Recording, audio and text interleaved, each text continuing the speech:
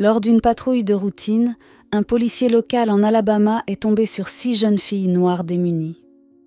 Ne voulant pas les laisser à la merci du système, il a décidé de les adopter. Ce fut difficile, mais 20 ans plus tard, elles ont fait quelque chose qui vous tirera des larmes. L'uniforme de John Harris lui collait à la peau en cette soirée collante d'Alabama, alors qu'il patrouillait dans les rues désertes. Ses phares traversaient l'obscurité. C'est alors qu'il aperçut un groupe de silhouettes blotties au bord de la route. 6 jeunes filles noires qui se recroquevillaient sous la lumière aveuglante. La plus âgée protégeait la plus jeune avec une férocité qui fit frissonner John. Quelque chose n'allait pas. « Allez, sortons-vous de cette chaleur !» dit John en sortant de la voiture de patrouille. Les filles le regardèrent avec une méfiance justifiée, mais il ne pouvait pas les blâmer.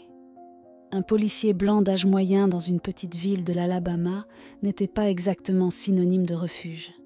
Mais il vit comment la plus jeune s'accrochait à la plus âgée, et son cœur se serra d'une douleur qu'il n'avait pas ressentie depuis des années. Les filles se blottirent à l'arrière de la voiture, tremblant légèrement. Étaient-elles froides ou avaient-elles peur? Il tenta de leur poser des questions, puis essaya de les convaincre avec de l'eau et des barres de céréales. Elles donnèrent à contre-cœur leurs prénoms. Leurs âges étaient approximatifs. Les questions sur leur domicile restèrent sans réponse. Les noms de leurs parents demeurèrent un mystère. Lorsque John demanda, la plus âgée le regarda comme s'il l'avait frappé. Le protocole était clair. Avertir les services sociaux et les placer en garde temporaire. C'était la chose sûre et sensée à faire. Mais il ne pouvait s'empêcher de penser à ses yeux, hantés et endurcis par les années. Quelque chose ici allait bien au-delà d'un simple couvre-feu manqué. John hésita, attrapa sa radio, puis la reposa. Cassie était son pilier. Elle était une assistante sociale locale sans fioriture et avait traversé suffisamment de dossiers pour voir les failles du système. Lorsqu'il l'appela et lui expliqua la situation, elle poussa un soupir qui grésilla à travers la ligne. « Je te retrouve au poste dans 15 minutes », dit-elle. Le poste de police offrait un décor sombre de lumière fluorescente, d'odeur de café rassis et du grésillement constant du scanner de la police. La présence de Cassie adoucissait légèrement la pièce lorsqu'elle entra. Elle parla doucement aux filles. Son toucher sur leurs épaules était à la fois habile et délicat. John regarda un léger relâchement de tension chez elle, mais il vit aussi que la méfiance demeurait. Les heures passèrent. Aucun parent paniqué n'arriva. Aucune déclaration de disparition ne correspondait à leur description. C'était comme si ces 6 enfants étaient apparus de nulle part. Elles mangèrent les collations que Cassie avait apportées, mais restèrent blotties ensemble. John ne pouvait pas les envoyer dans ce monde, pas encore. Tant pis pour le protocole. « Mon logement est petit, » dit-il maladroitement, « mais il y a au moins un canapé. » Cassie sembla soulagée. Cela ne suivait pas les règles, mais parfois la compassion devait l'emporter sur les procédures. Le lendemain matin, John frappa timidement à sa propre porte d'appartement. À l'intérieur, les filles le fixaient anxieusement. Il déposa les sacs de Walmart sur la table de la cuisine. Des jus de fruits, des livres de coloriage bon marché, des chaussettes dépareillées et plus encore. Il ne savait pas à quoi s'attendre dans les jours à venir, mais en regardant les filles feuilleter les pages de coloriage, une chaleur se répandit dans sa poitrine. Peut-être que c'était insensé d'inviter ce chaos dans sa vie, mais lorsqu'il aperçut la plus jeune fille rire pour la première fois, John réalisa que quelque chose avait changé. Il ne savait pas comment il allait y arriver, mais il ne les laisserait pas tomber. L'appartement vibrait d'une énergie nerveuse au cours des semaines suivantes. Ce statu quo précaire se mesurait en date de tribunal et en entretien avec des travailleurs sociaux au visage fermé. Les questions étaient toujours les mêmes. Où étaient leurs parents? Depuis combien de temps vivait-elle seule? Les réponses restaient également les mêmes. Des regards vides et des murmures sur des parents éloignés qui les aidaient de temps en temps. Un père parti juste après la naissance de la plus jeune et une mère qui en avait assez et les avait abandonnées sur le perron d'une église. Voici 6 filles sur le point d'être de nouveau déracinées par le même système qui les avait déjà abandonnées une première fois. La nuit, John restait allongé, éveillé, sur son vieux canapé. Le sommeil était remplacé par un éternel défilé des voix des travailleurs sociaux. C'est le meilleur résultat compte tenu des circonstances. La séparation se profilait à l'horizon. Les 6 filles allaient être dispersées dans le système, et leurs liens fragiles se dissoudraient en numéros de dossier, à moins qu'ils ne les prennent en charge. « Tu es leur meilleure chance », dit un jour Cassie avec une voix grave. « Tu as un emploi stable et un casier judiciaire vierge. Même imparfait, le système privilégie de garder les fratries ensemble. » Les mots pesèrent lourdement. L'idée était insensée. Lui, un flic blanc célibataire d'âge moyen, prêt à prendre en charge 6 jeunes filles noires au cœur de l'Alabama. Les rumeurs se répandirent en ville plus vite qu'un incendie en été. Au poste, des regards en coin étaient échangés. Certains étaient empreints de pitié, d'autres étaient remplis de désapprobation, ceux qui mettaient John hors de lui. Pourtant, l'image de ces filles était plus forte que n'importe quel doute. Il ne pouvait pas les imaginer face au monde seul, pas quand il pouvait leur offrir une forme de protection. « Je veux les prendre, toutes », dit-il à Cassie le lendemain. Toujours pragmatique, elle haussa les épaules et répondit « Eh bien, il va falloir affronter une montagne de paperasse. » Cette montagne était un mur escarpé de jargon juridique et de vérification d'antécédents. Les entretiens mettaient sa vie à nu, exposant chaque imperfection. La douleur d'une rupture de fiançailles des années plus tôt et les nuits blanches à lutter contre les démons agités de son travail. Pourtant, au milieu de la bureaucratie, il y avait des éclairs de compréhension. Il y avait un juge qui avait lui-même connu des difficultés et un travailleur social fatigué du système défaillant. Cassie était une guerrière à ses côtés. Elle déviait les questions indiscrètes d'un regard glacial et apaisait les tensions à la mairie d'un sourire doucereux, bien maîtrisé. Le jour où ce fut officiel, le tribunal semblait baigné d'une absurdité surréaliste. John, dans son uniforme usé, se tenait devant le juge tandis que les filles se blottissaient ensemble, les yeux grands ouverts. Les mots résonnèrent dans sa tête. Garde accordée, droit d'adoption approuvé. C'était final et contraignant. Contre toute attente et toute logique, il était devenu père. La sortie du tribunal était un véritable parcours du combattant. Les flashs des caméras l'aveuglaient. Un journaliste lui tendit un micro sous le nez et lui posa des questions sur ses motivations. Cassie était à ses côtés en un instant. Les vautours se dispersèrent. Les filles se rapprochèrent de lui et glissèrent leurs mains dans les siennes. Il baissa les yeux sur elles. Ils formaient une équipe improbable, unis par les circonstances et un acte de foi désespéré. Soudain, le poids de la responsabilité se mêla à un élan d'amour intense. Il serra leurs mains et fit face au monde. Il était prêt pour le combat qui ne faisait que commencer. L'appartement de John se transforma en un tourbillon de chaos à peine contenu. 6 paires de baskets bordaient le couloir et menaçaient de le faire trébucher dans l'obscurité de l'aube. Des bols dépareillés résonnaient dans la petite cuisine. Des batailles de céréales faisaient rage, tandis qu'il tentait de boire un café tiède avant sa garde. Le canapé devint sa résidence nocturne. Les 2 plus âgés partageaient une chambre de l'autre côté du couloir. Les 3 plus jeunes se serraient dans une autre. Chaque craquement des planches du sol et chaque rire chuchoté faisait sourire John malgré sa fatigue. Les filles apprirent à naviguer dans leur monde exigu avec une grâce surprenante. Les vêtements étaient passés d'une sœur à l'autre. Les anniversaires étaient célébrés avec des guirlandes bon marché et des gâteaux faits à partir de préparations achetées avec des paillettes en plus. La petite table de la cuisine devint le quartier général pour les devoirs et les projets artistiques, et parfois pour des disputes en larmes ou des bulletins de notes triomphants. Chaque genou est raflé et chaque tresse réussie semblait être un exploit monumental pour John.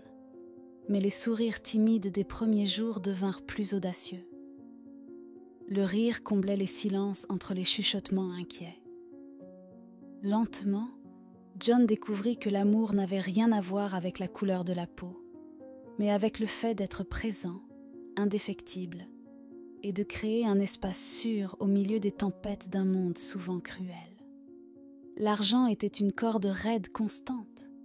Les chèques de paie disparaissaient aussi vite qu'ils arrivaient, engloutis par le loyer et les provisions à renouveler qui semblaient toujours sur le point de s'épuiser. Puis, il y avait ces corps en pleine croissance qui avaient toujours besoin de vêtements, de chaussures et de nécessités humaines de base. Les filles ne se plaignaient jamais. Elles semblaient comprendre que l'argent était une bête mythique qu'ils combattaient au quotidien. Elles proposaient de l'aide, mais ils refusaient obstinément. Leur travail consistait à rester des enfants et à se concentrer sur l'école. Les gardes au poste de police se transformaient en double, puis en triple lorsqu'un collègue se faisait porter pâle. Il rentrait à la maison, s'affalait sur le canapé, endolori à des endroits dont il ignorait l'existence. Mais au fil des ans, chaque fille s'épanouissait. Leur personnalité émergeait comme des fleurs sauvages, vibrantes, à travers les fissures du trottoir. Alice restait la gardienne fidèle. Son esprit rebelle de l'enfance s'était transformé en une force tranquille. Les livres étaient devenus son refuge. Le week-end, elle disparaissait dans le centre communautaire local, où elle faisait du bénévolat en donnant des cours aux enfants en difficulté scolaire. Maya s'était révélée être l'artiste de la famille. Ses mains transformaient des journaux abandonnés en sculptures complexes, et ses yeux trouvaient de la beauté dans le banal.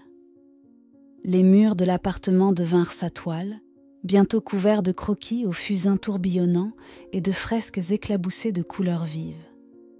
Lorsqu'elle était troublée, elle disparaissait pendant des heures, revenant avec son carnet de dessins rempli d'images troublantes qui parlaient à la fois de douleur et de résilience. La discrète Émilie, l'enfant du milieu, était une présence apaisante. Son toucher doux calmait les esprits échauffés et guérissait les sentiments blessés. Les animaux étaient attirés par elle. Elle faisait du bénévolat dans le refuge local, réparant des ailes brisées et apprivoisant les animaux effrayés. Peu de mots et encore moins de sourires accompagnaient ces interactions, mais sa présence apportait un apaisement profond. La petite Janie était un tourbillon d'énergie, débordante d'idées folles et de rires contagieux. Son talent surprenant pour la musique remplissait l'appartement de chansons, parfois joyeuses, parfois mélancoliques, mais toujours brutes et débordantes d'une exubérance qui remontait le moral à tous. Puis il y avait Christy et Bella, les deux inséparables plus jeunes. Christy était farouche et protectrice, devenant une leader naturelle. Sa voix dirigeait les projets scolaires, et son esprit affûté trouvait des moyens d'étirer chaque dollar. Bella était le cœur du foyer, son sourire capable de faire fondre l'acier le plus dur. Elle adorait les histoires, remplissant son monde d'amis imaginaires et de récits épiques. Ensemble, elles formaient 6 pièces de puzzle qui créaient une image plus belle que tout ce que John aurait pu imaginer. Leur refuge n'était jamais une île. Le poison du racisme s'infiltrait à travers les fissures, se manifestant par des insultes de voitures qui passaient, des regards en biais à l'épicerie et des cruautés chuchotées dans la cour de récréation. Chaque insulte frappait John comme un coup physique, tordant son cœur en voyant les filles en porter le poids. Il les regardait redresser le dos et garder la tête haute, mais il apercevait aussi la douleur et la peur dans leurs yeux. Il voulait les protéger et hurler contre l'injustice du monde, mais il savait qu'une armure faite de colère ne ferait que les rendre plus fragiles. Alors il marchait avec détermination, parlait d'une voix claire et ignorait le venin autant que possible. Tard dans la nuit, lorsque l'appartement était silencieux, John repassait les incidents dans son esprit. Parfois, la colère le submergeait et la tentation de riposter devenait une bête rugissante qu'il peinait à maîtriser. Mais il revenait toujours à l'amour, leur apprenant à l'utiliser comme leur meilleure arme. Il leur racontait des histoires de héros silencieux. Rosa Parks dans un bus, Ruby Bridges face à une école hostile. Les sorties à la bibliothèque se transformaient en quêtes pour trouver des voix qui faisaient écho aux leurs. Il leur faisait découvrir les écrits de Maya Angelou et de James Baldwin, remplis de douleur, de pouvoir et d'un refus obstiné de plier. Chaque blessure qu'elle portait était accueillie par la défiance, chaque insulte contrée par une détermination féroce. John était leur roc, son amour indéfectible. Elles apprirent que la force ne signifiait pas l'absence de douleur, mais la détermination de se relever ensemble. Puis l'adolescence arriva comme un ouragan. Du jour au lendemain, les filles se transformèrent. Finis les genoux écorchés et les histoires avant de dormir. Désormais, c'était un monde de sautes d'humeur hormonale, de portes claquées et d'un besoin désespéré d'intimité. John était dépassé. Les disputes au sujet de la longueur des jupes, du maquillage et des premiers amours devinrent la norme. Les conversations chuchotées à la lampe torche se transformèrent en murmures en larmes derrière des portes fermées, laissant John à la fois inquiet et fier. Il n'y avait pas de manuel pour élever des adolescentes, surtout avec la complexité supplémentaire de la question raciale. Il se débattait dans des conversations sur les défrisants et les crèmes éclaircissantes, sa voix se brisant d'émotion lorsqu'un projet d'histoire sur la ségrégation touchait de trop près. Malgré le chaos, il y avait de la beauté. Les filles s'épanouissaient chacune à leur manière unique. Puis, l'ombre de l'université se profila. Le salaire de John était étiré à sa limite, mais il refusait les offres des filles de travailler. Alice, à 16 ans, s'assit un soir avec lui et annonça qu'elle avait trouvé un emploi. Ce n'était pas une question.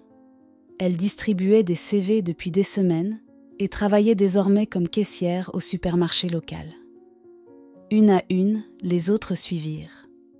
Maya vendait ses œuvres d'art au marché fermier, gagnant un revenu modeste mais régulier. Émilie était devenue une promeneuse de chiens recherchée, son toucher apaisant, calmant même les chiens les plus anxieux. Janie étendit ses leçons de musique pour enseigner aux plus jeunes. Ce n'était jamais assez, mais c'était quelque chose. Elle formait un front uni contre les angoisses financières qui rongeaient la tranquillité d'esprit de John. Le jour de la remise des diplômes était imprégné de l'humidité typique de l'Alabama. Les chaises pliantes grinçaient sous les rangées de parents dans le stade du lycée. John, raide dans son uniforme de cérémonie rarement porté, se sentait hors de place parmi les robes d'été pastel et les visages radieux. Son cœur battait sous la rigidité de son habit. Cela semblait plus monumental que n'importe quelle promotion qu'il avait jamais reçue.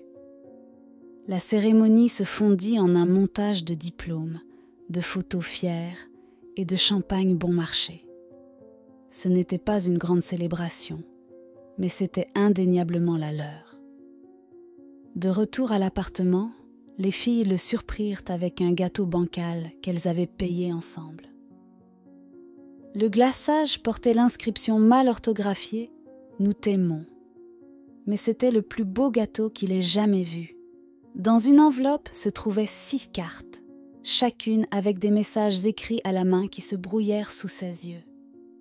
Alice, éloquente comme toujours, écrivait sur la façon dont il lui avait montré que la famille ne se définissait pas par le sang, mais par l'amour inconditionnel. Maya, avec une brièveté qui cachait sa profondeur, le remerciait de voir la beauté en elle qu'elle-même ne pouvait pas voir. Le message simple d'Émilie disait « Tu m'as donné ma voix ». Les lettres griffonnées de Janie débordèrent de promesses de le rendre fier avec sa musique. Les dessins de Cassie et Bella étaient un mélange désordonné de crayons et de paillettes, mais le message était clair. Il était leur héros. Plus tard, une fois les miettes de gâteau balayées et les derniers adieux échangés, John s'assit seul sur son vieux canapé. Une par une, elle se préparait pour 16 universités locales, celles qu'elle pouvait se permettre sans être engloutie par les dettes. Les filles deviendraient des femmes. Elles partiraient et traceraient leur propre chemin. C'était ainsi que les choses devaient être. L'appartement semblerait plus vide, mais il vibrerait aussi des échos de leurs rires. 6 vies avaient été transformées, non par des gestes grandioses, mais par la constance obstinée de l'amour quotidien. Et étrangement, ils ne craignaient plus pour leur avenir. Ils savaient qu'elles porteraient avec elles la force qu'ils leur avaient inculquée, où qu'elles aillent.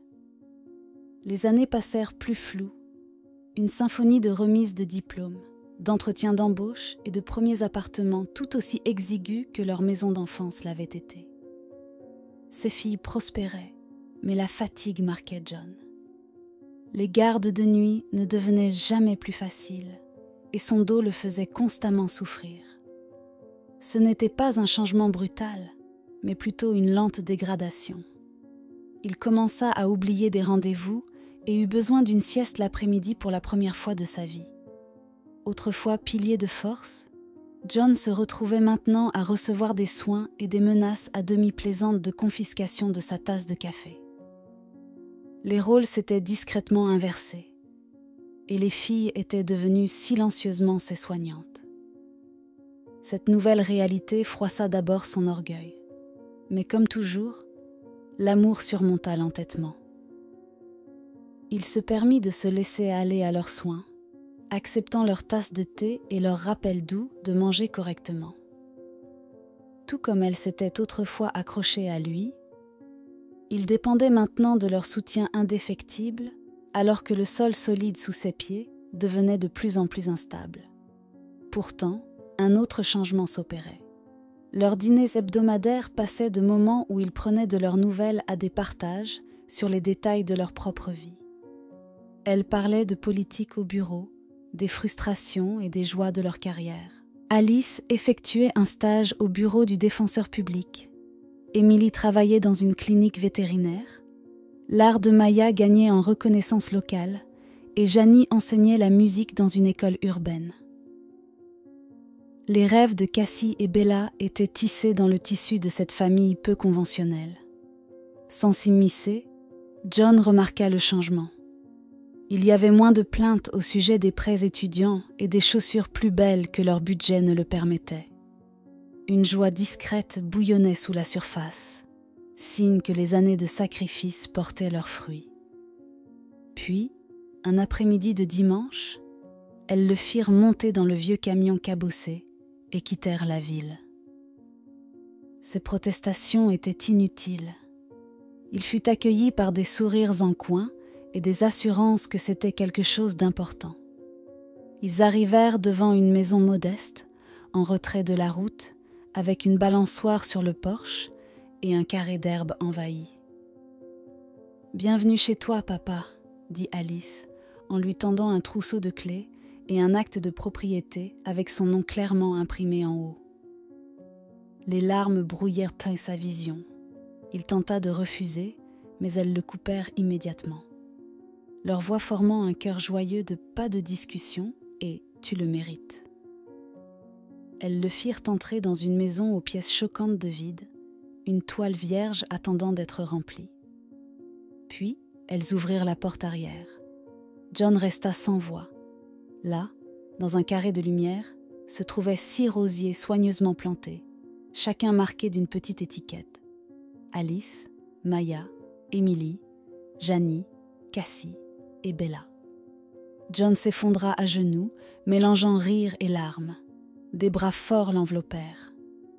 À cet instant, entourée par le parfum des roses, et l'amour infini de ses filles, chaque sacrifice, chaque inquiétude, chaque nuit blanche se dissipa en quelque chose de profondément beau. Quelle belle fin! Connaissez-vous une histoire à propos d'une personne qui a changé la vie d'enfants de manière profonde? Partagez-la avec nous dans les commentaires. Nous serions ravis de vous lire. Mais pour l'instant, c'est tout. À bientôt pour une autre histoire émouvante.